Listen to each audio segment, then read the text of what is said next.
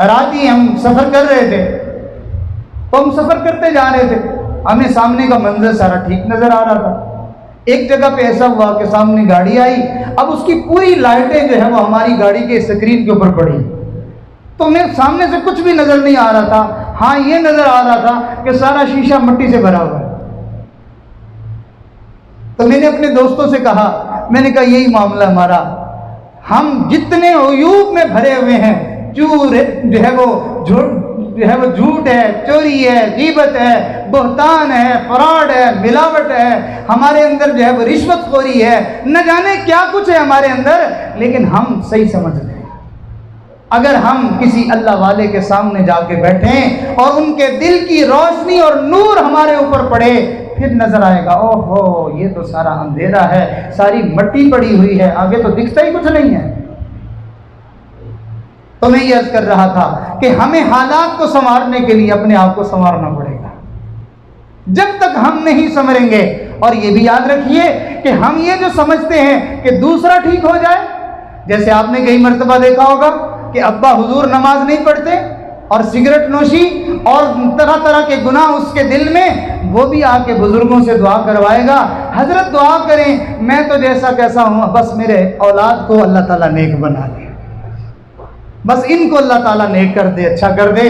بھائی یہ فلسفہ کہاں کا ہے؟ آپ اپنے بچوں کو نیک بنانا چاہتے ہیں، آپ کو خود نیک بننا ہوگا، اپنے بچوں کو راستہ دکھانا ہوگا، اپنا عمل ان کے سامنے کرنا ہوگا۔ کسی دانا نے بڑی خوبصورت بات کہی، فرمایا تمہاری اولاد وہ نہیں سمجھتی جو تم ان کو سمجھاتے ہو، جو تم ان کو کہتے ہو، تمہاری اولاد وہ سمجھتی ہے جو تم کرتے ہو۔ وہ تمہاری نقل کرے گی کہ میرے والد صاحب یوں کرتے ہیں۔ ہو سکتا ہے آپ اس کو ڈانٹ ڈپٹ کریں، وہ آگے سے آپ کے ڈر کی وجہ سے چپ رہے، لیکن کبھی نہ کبھی ایک دن وہ بولے گا ابا سائیں مجھے تو آپ ایسا کہتے ہیں، خود اپنے آپ کو تو دیکھیں آپ۔ تو اس لیے یہ ذہن سے بات ہم نکال دیں کہ لوگ ٹھیک ہو جائیں، ہم سب یہ دل میں سوچیں کہ میں ٹھیک ہو جاؤں۔ تو سارے دوست نہیں ارادہ کرتے ہیں انشاءاللہ کہ ہم اپنے آپ کو ٹھیک کریں گے انشاءاللہ، میں جھوٹ نہیں بولیں گے، ملاوٹ نہیں کریں گے۔ پھر دل میں آتا ہے جی پھر کیسے کام کیسے چلے گا؟ لوگ کہتے ہیں جھوٹ نہیں بولیں گے کاروبار کیسے چلے گا، ملاوٹ نہیں کریں گے پھر آمدن کیسے پوری ہوگی؟ بھائی یہ بات ذہن میں رکھیے، جس کا خالق اللہ ہے، جس کا رازق اللہ ہے، جس کا مالک اللہ ہے، جس کو اللہ کی ذات پر بھروسہ ہے، وہ اللہ کے کہنے پہ دریا میں کود جائے، حفاظت اللہ کرے گا۔ آپ اپنے بیٹے کو کہتے ہیں بیٹا ادھر جاؤ، وہ کہتا ہے ابا جی آگے سے تو رستہ بند ہے۔ آپ کہتے ہیں بیٹا یہ کام کر لو، ابا جی اس میں تو یہ مسئلہ ہے۔ وہ کہے گا کہ بھائی آپ میرا کہنا مانیں تو صحیح، کر کے تو دیکھیں، چلیں تو صحیح، آگے نہ معاملہ ہو تو پھر کہیے گا۔ ہم بھی اللہ سے سارا کچھ یہ چاہتے ہیں کہ ہمارا سارا معاملہ اللہ ہمیں دکھا دے، ہم اپنی آنکھوں سے دیکھ لیں۔ جب ہم جھوٹ چھوڑیں گے پھر یہ کچھ ملے گا، جب ہم یہ گناہ چھوڑیں گے پھر ایسے ایسے ہو جائے گا۔ بھائی اپنی آنکھوں پر یقین ہے، رب پر یقین نہیں ہے۔ اللہ کا وعدہ ہے تم گناہ چھوڑو میں تمہارے لیے برکتوں کے دروازے کھول دوں گا۔ سنیے اللہ کا قرآن، اللہ نے ارشاد فرمایا وَلَوْ أَنَّ أَهْلَ الْقُرَىٰ آمَنُوا وَاتَّقَوْا لَفَتَحْنَا عَلَيْهِمْ برکات من السماء والارض۔ اگر یہ بستیوں والے، اگر یہ محلوں والے، اگر یوں کہا جائے تو اس کا مطلب اس آیت کا یہ بھی بنتا ہے اگر یہ دریا خان والے، اللہ کیا کریں؟ فرمایا آمنو، ایمان لے آئیں، واتقوا، اور میری نافرمانیاں چھوڑ دیں، گناہ چھوڑ دیں، اللہ پھر کیا ہوگا؟ فرمایا میں ان کے لیے زمین اور آسمان سے برکتوں کے دروازے کھول دوں۔ اب بات تو یقین کی ہے۔ اب دوسری آیت سنیے، اللہ تعالیٰ نے ارشاد فرمایا وَمَن يَتَّقِ اللَّهَ يَجْعَل لَّهُ مَخْرَجًا وَيَرْزُقْهُ مِنْ حَيْثُ لَا يَحْتَسِبُ وَمَن يَتَوَكَّلْ عَلَى اللَّهِ فَهُوَ حَسْبُهُ إِنَّ اللَّهَ بَالِغُ أَمْرِهِ قَدْ جَعَلَ اللَّهُ لِكُلِّ شَيْءٍ قَدْرًا۔ यत्तक़ि अल्लाह, जिस शख्स ने गुनाहों को छोड़ दिया, तकवा परहेजगारी वाली जिंदगी शुरू कर ली कि आज के बाद झूठ नहीं, आज के बाद मिलावट नहीं, आज के बाद धोखा नहीं, जिसने गुनाहों को छोड़ दिया, अल्लाह उसको क्या होगा? फरमाया यजअल लहू मखरजा, हर तंगी से निकलने का रास्ता हम उसको अता कर देंगे। और फिर क्या होगा? फरमाया वयरज़ुक़ुहु मिन हैथु ला यहतसिब, हम उसको ऐसी जगहों से रिज़्क़ देंगे जिसका वो तसव्वुर और गुमान भी नहीं करता होगा। हम तो कहते हैं झूठ नहीं बोलेंगे काम कैसे चलेगा, अल्लाह फरमाते हम ऐसी जगहों से तुम्हारा इंतजाम कर देंगे कि तुम सोच भी नहीं सकते हो। आखिरी बात तो अल्लाह ने कमाल मोहब्बत की और प्यार की इजहार करने का गोया कि हक अदा कर दिया। अल्लाह फरमाते हैं वमन यतवक्कल अलल्लाह, ओ मियाँ तुम हमारे ऊपर एतमाद करके तो देखो, तुम हमने जो तुम्हें हुक्म दिया है इसको मान के तो देखो, हमारे ऊपर भरोसा करके तो देखो। जो हमारे ऊपर भरोसा करेगा फहुवा हस्बु, मैं रब उसकी सारी जिंदगी के कामों को संवारने के लिए काफी हो जाऊंगा। मैं उसको तन्हा नहीं छोड़ूंगा, मैं अकेला नहीं छोड़ूंगा उसको। तो इसलिए हम सब दोस्त मिल के ये नियत करें कि इंशाअल्लाह हम अपनी जिंदगी में ढूंढ ढूंढ के गुनाहों को खत्म करेंगे। अपनी इस्लाह के लिए पहला अमल मैंने बताया, अल्लाह ने हमें जिन जिन चीज़ों का इल्म दिया है हम उन पर अमल करना शुरू कर दें। दूसरी बातें तो कई सारी मैं अर्ज करने के लिए लाया था, लेकिन ये दो बातें ही अर्ज करके बात को ख़त्म कर देते हैं। दूसरी बात यह है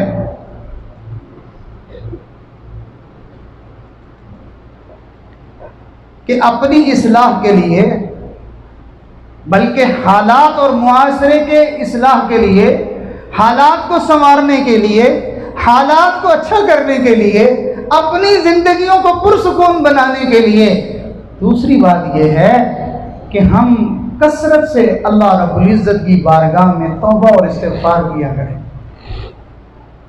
इसलिए अगर कोई ये कहता है कि जी मुझसे ये गुनाह नहीं छूटता, मुझसे ये नहीं होता, मुझसे फलां नहीं होता, नमाज मेरी रह जाती है, मेरी निगाहें उठ जाती हैं, मेरी ज़ुबान काबू में नहीं रहती, मैं झूठ बोलने से बाज नहीं आ सकता, तो भाई आप इतना कर लें कि आप रोज़ाना अपने उन गुनाहों को सामने रख के अल्लाह की बारगाह में एक दफ़ा सच्ची तौबा तो कर लिया करें।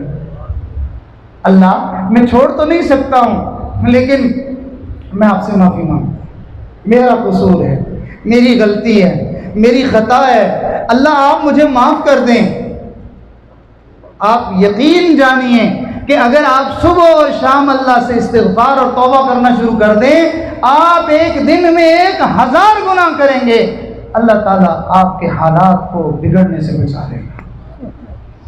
हालात नहीं बिगड़ेंगे आपके, अल्लाह की लानत से आप बच जाएंगे, अल्लाह की नाराज़गी से आप बच जाएंगे। अगरचे ऐसा करना मुनासिब नहीं है कि बंदा गुनाह करता रहे और माफ़ी मांगता रहे, लेकिन मैं आपको ये बात अर्ज कर रहा हूँ कि ये तौबा और इस्तिग़फ़ार ऐसा अजीम अमल है कि गुनाहों के समंदर में खड़े होकर कोई आदमी अल्लाह से इस्तिग़फ़ार और माफ़ी मांगता रहे, अल्लाह उसको कभी भी अपने अज़ाब में मुब्तला नहीं करेगा। हम उस वक़्त तक किसी की जान नहीं छोड़ते जब तक कि वो अपनी बात से बाज ना आ जाए, लेकिन अल्लाह बड़े प्यारे हैं, वो सिर्फ इतना कह देने पर कि वो ये कहता है कि अल्लाह मैं आइंदा नहीं करूँगा, मुझे आप माफ़ कर दें, अल्लाह इतना कहने पर ही उसको छोड़ देते हैं। ये इस्तिग़फ़ार और ये तौबा ऐसा अमल है। आज हम इस्तिग़फ़ार नहीं करते, तौबा नहीं करते, अल्लाह से माफ़ी नहीं मांगते हम सच्चे दिल से। अल्लाह ताला को ये तौबा करने वाला बंदा इतना पसंद है, इतना प्यारा लगता है कि नबी इस्लाम ने इरशाद फरमाया कि कोई माँ अपने बिछड़े हुए बेटे का इतना इंतजार नहीं करती जितना अल्लाह अपने बिगड़े हुए बंदे की तौबा का इंतजार करते हैं। मेरा बंदा कब आएगा, कब मैं इसके हालात को संवार दूंगा। तो इसलिए सारे दोस्त जो है वो अपनी ज़िंदगी का ये मामूल बनाएं कि कसरत से इस्तिग़फ़ार करें।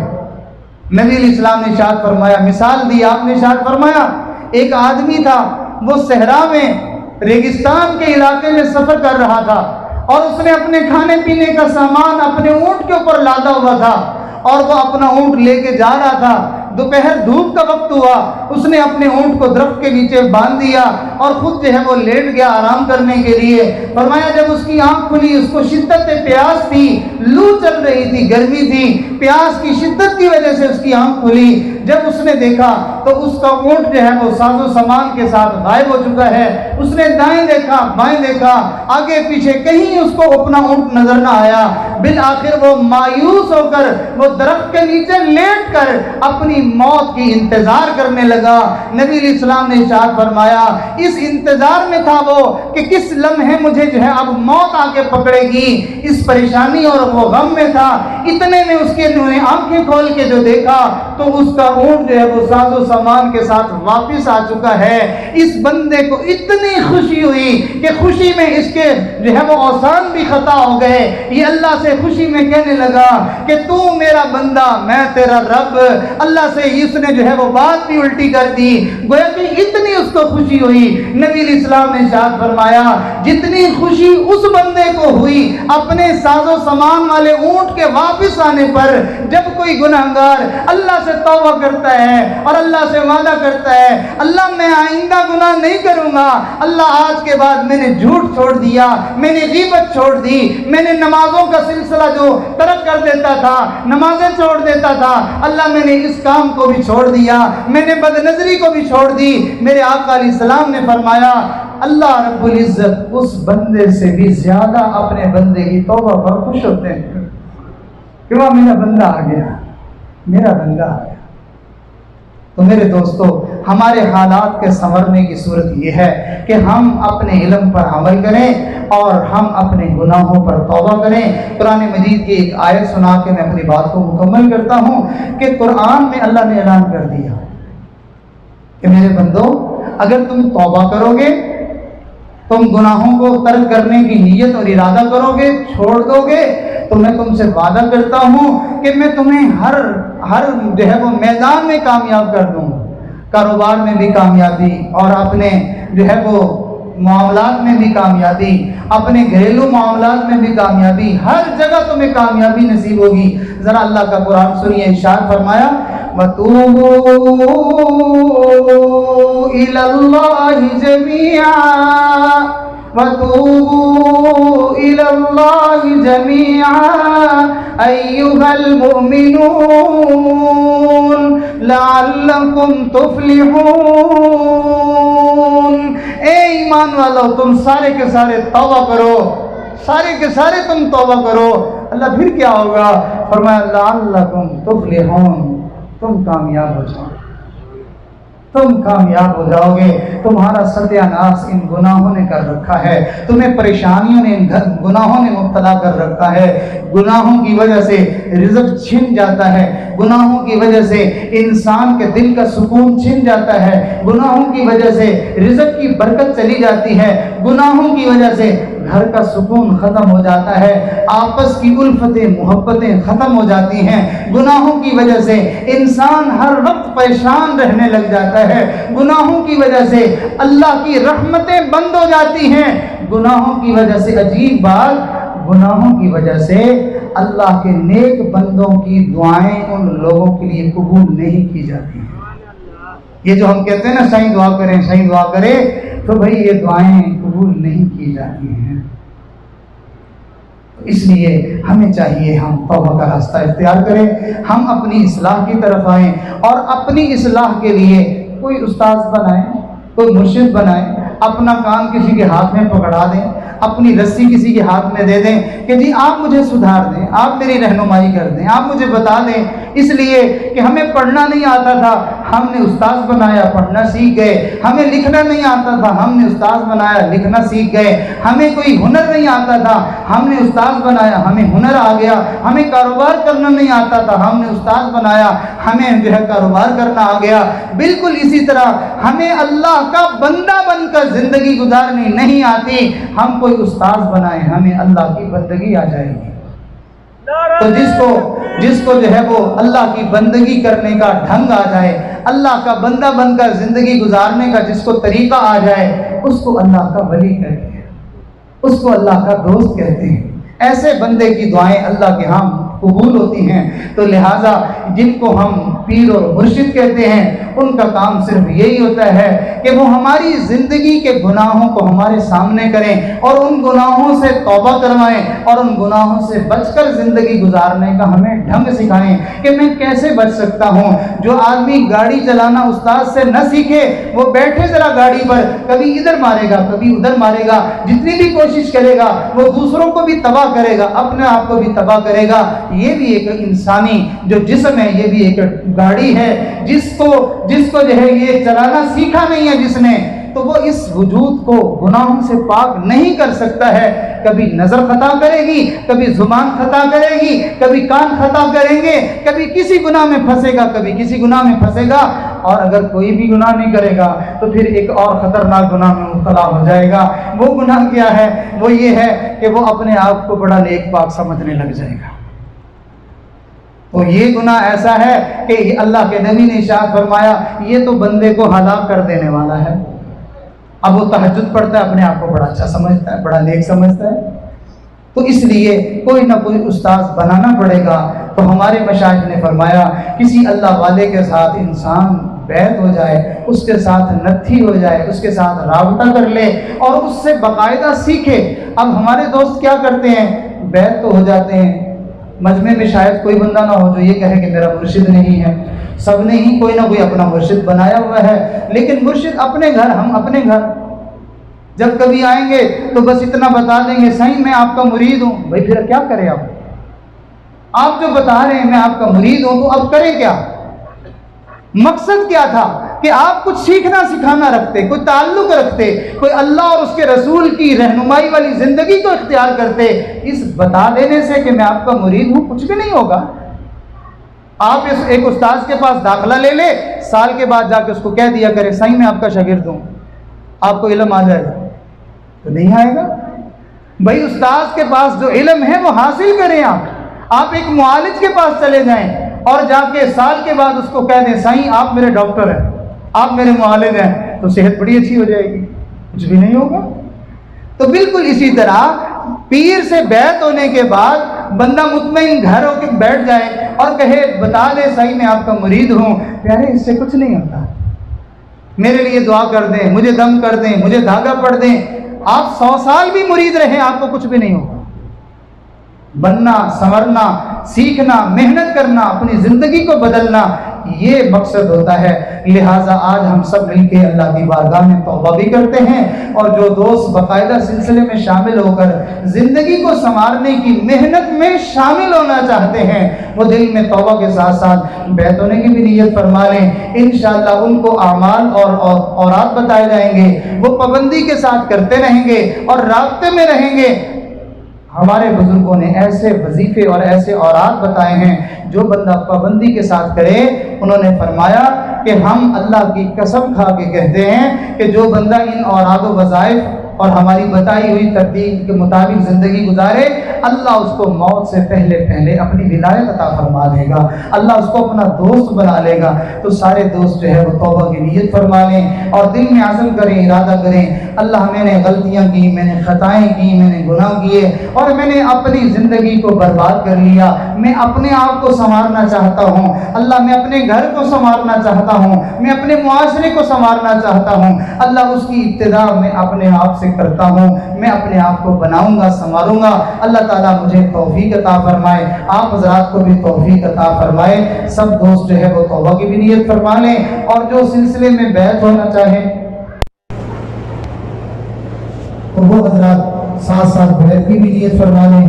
جو کلمات پڑھائے جائیں وہ سچے دل سے پڑھ لیں، اور آخر میں جو اوراد و وظائف بتائے جائیں ان کو پابندی کے ساتھ کرنا شروع کر دیں۔ انشاءاللہ آپ کی زندگی بدلے گی، آپ خود کہیں گے کہ واقعی اللہ نے میرے حالات کو، میری زندگی کو بدل دیا ہے۔ اللہ رب العزت ہم سب کا آنا مل بیٹھنا، کہنا سننا اپنی بارگاہ میں قبول فرمائے۔ خطبہ سن لیجیے، الحمدللہ وکفی وسلام علی عبادہ الذین اصطفی، اما بعد یہ کلمات پڑھیے، اعوذ باللہ من الشیطان الرجیم،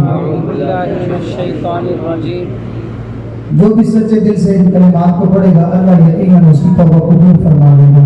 تو سارے دوست پڑھیں, کوئی بھی زبان خاموش نہ رہے. بسم اللہ الرحمن الرحیم. بسم اللہ الرحمن الرحیم. لا الہ الا اللہ محمد رسول اللہ. آمنت باللہ وملائکتہ وکتبہ ورسلہ والیوم الآخر والقدر خیرہ وشرہ من اللہ تعالی والبعث بعد الموت. آمنت باللہ کما ہوا بأسمائہ وصفاتہ وقبلت جميع أحكامه إقرار باللسان وتصديق بالقلب. أشهد أن لا إله إلا الله وأشهد أن محمدا عبده ورسوله. أستغفر الله ربي من كل ذنب وأتوب إليه. أستغفر الله ربي من كل ذنب وأتوب إليه. أستغفر الله ربي من كل ذنب وأتوب إليه برحمتك يا أرحم الراحمين. ان کلمات کے پڑھنے سے ہم توبہ کار ہو چکے ہیں, اور جنہوں نے بیعت ہونے کی نیت کی وہ سلسلہ عالیہ نقشبندیہ مجددیہ میں بیعت ہو چکے ہیں. چند ایک اوراد و وظائف ہیں, ان کو پابندی کے ساتھ کریں گے, گویا کہ یہ ان کے نیک بننے کے لیے سبب ہے. وہ اس کو پابندی کے ساتھ کریں گے, اللہ تعالیٰ اپنی رحمت سے گناہ چھڑوا دیں گے, نیکی کی توفیق کے دروازے ان کے اوپر کھلتے جائیں گے. ایک وقت آئے گا کہ پوری زندگی نیکی پر آ جائے گی, گناہ زندگی میں کچھ بھی نہیں رہیں گے, تو آپ کو ایسا لگے گا جیسے میں دنیا میں نہیں بلکہ جنت میں زندگی گزار رہا ہوں. تو اللہ تعالیٰ ہمیں ان معمولات کی قدردانی بھی نصیب فرمائے اور ان کی پابندی کرنا بھی نصیب فرمائے. پہلا عمل ہے استغفار. 100 دفعہ صبح 100 دفعہ شام استغفر اللہ ربی من کل ذنب واتوب الیہ. یہ 100 دفعہ صبح پڑھے, 100 دفعہ شام کو پڑھے, تو دل میں نیت ہو اس وقت کہ میں اللہ سے معافی مانگ رہا ہوں. اور دوسرا عمل ہے درود پاک, ایک تسبیح صبح ایک تسبیح شام. اللہم صلی علی سیدنا محمد وعلی آل سیدنا محمد وبارک وسلم. 100 دفعہ صبح پڑھ لیں, 100 دفعہ شام کو پڑھ لیں. اور تیسرا عمل قرآن کریم کی تلاوت روزانہ کریں. بھلے آپ ایک بارہ نہیں کر سکتے, آدھا کر لیں, ایک پاؤ کر لیں, آپ ایک صفحہ ہی پڑھ لیں, لیکن قرآن سے دوستی ضرور لگا لیں. روز قرآن مجید پڑھیں. جس دن آپ قرآن نہ پڑھیں آپ سوچیں کہ آج میں نے گویا کہ اللہ تعالیٰ کے ساتھ باتیں نہیں کی ہیں, تو میں اپنے اللہ سے پہلے بات کر لوں. تو سونے سے پہلے قرآن لیں اور تھوڑی دیر بیٹھ کے تلاوت کریں, پھر آپ سو جائیں. یہ رحمتوں والا, یہ برکتوں والا خزانہ, یہ شفا سے بھری ہوئی کتاب, اس کو ضرور پڑھا جائے. اور اگلا عمل ہے جو بڑا ہی اہم ہے, آپ کی زندگی میں سب سے زیادہ نفع دینے والا جو عمل ہے وہ یہ ہے کہ آپ صبح شام 15-20 منٹ کے لیے ساری دنیا سے اپنا تعلق توڑ کے اپنے رب کے ساتھ دل کا تعلق جوڑ کے بیٹھ دیں. اور اس کا طریقہ آسان سا ہے کہ آنکھیں بند ہو, سر جھکا ہوا ہو, انسان یہ نیت کرے کہ اللہ کی رحمتیں میرے دل میں نازل ہو رہی ہیں, ظلمتیں سیاہیاں سب دور ہو رہی ہیں, اور میرے دل کی دھڑکنوں میں آواز آ رہی ہے اللہ اللہ اللہ اللہ. اپنے دل کی دھڑکنوں کو سننا ہے اس تصور سے کہ وہ اس میں سے اللہ اللہ کی آواز آ رہی ہے. بس ہمارا اتنا کام ہے کرنے کا, چلتے پھرتے دھیان اللہ کی طرف رکھیں. یہ اعمال ایک دفعہ پھر سن لیجیے. استغفار 100 دفعہ صبح 100 دفعہ شام, درود پاک ایک تسبیح صبح ایک تسبیح شام, قرآن کریم کی تلاوت جتنی اللہ توفیق دے, صبح شام 15-20 منٹ بیٹھ کے دل کی اللہ اللہ سننی ہے. چلتے پھرتے دھیان اللہ کی طرف رکھیں. اور جب کبھی اللہ توفیق دے تو اپنے مرشد سے, اپنے شیخ سے رابطہ بھی کر لے, فون کے ذریعے سے, میسج کے ذریعے سے, ملنے کے ذریعے سے, اور رابطہ کر کے یہ بتائے کہ میں یہ اعمال کر رہا ہوں یا نہیں کر رہا. اگر کر رہا ہوں تو اس کا کیا میرے اوپر اثر ہوا, نہیں کر رہا ہوں تو پھر میرے رکاوٹ کیا چیز ہے، کیوں نہیں کر رہا، یہ بتانا ہوتا ہے۔ جیسے ڈاکٹر سے بندہ دوائی لے کے اس کو یہ بتاتا ہے ڈاکٹر صاحب میں نے یہ دوائی کھائی تھی، اس کا یہ فائدہ ہوا، اس کو یہ نہیں بتانا ہوتا کہ ڈاکٹر صاحب میرا کاروبار نہیں چل رہا۔ بھائی ڈاکٹر صاحب کو آپ کے کاروبار سے کیا واسطہ ہے؟ آپ نے جو دوائی دی ہے اس کے بارے میں بات کریں۔ ڈاکٹر صاحب کو آپ یہ بتا رہے ہیں کہ ڈاکٹر صاحب میری بہن کا رشتہ نہیں ہوگا، تو بھائی اس کے پاس تو کوئی ایسا کیپسول نہیں ہے کہ وہ دوائی دے دے تو رشتہ ہو جائے۔ تو ہاں زیادہ سے زیادہ آپ اتنی بات کہیں کہ کسی اللہ والے سے کہ اپنے اعمال بتا کے ان کو یہ کہیں کہ حضرت ہمارے گھر کے کچھ مسائل ہیں، پریشانی ہمارے لیے دعا کر دی، اللہ خیر سر۔ یہی بات کافی ہے کہ ہم جہاں جائیں یہی بات رٹ لگائی ہوئی ہے کہ یہ مسئلہ وہ مسئلہ وہ مسئلہ۔ اس بھرے مجمع میں کوئی ایک بندہ کھڑا کرے جو یہ کہے کہ مجھے کوئی مسئلہ نہیں ہے۔ بھئی یہ دنیا ہے ہی مسائل اسلام۔ جس بندے کو آپ مسائل بتا رہے ہیں آپ کبھی اس سے پوچھیں کہ اس کے مسائل اتنے زیادہ ہیں کہ آپ اس کو برداشت ہی نہیں کر سکتے۔ اللہ والوں کے اوپر جو مسائل اور جو حالات ہوتے ہیں وہ ہمارے اوپر ایک دن کے ڈال دیے جائیں ہم ویسے ہی پاگل ہو جائیں۔ یہ تو اللہ کی ان کے ساتھ مدد ہوتی ہے۔ چنانچہ نبی علیہ الصلوۃ والسلام دنیا میں تشریف لائے، آپ سب سے بلند ہستی ہیں۔ آپ نے فرمایا جتنے دکھ مجھے پہنچائے گئے ہیں، جتنا مجھے ستایا گیا ہے، جتنے مسائل آپ کے لیے کھڑے کیے گئے ہیں اتنا کسی اور کے لیے نہیں کیے گئے۔ تو اس لیے دنیا میں ہر بندے کو مسئلہ ہوتا ہے۔ ہاں یہ اوراد و وظائف جو بتائے گئے ہیں یہ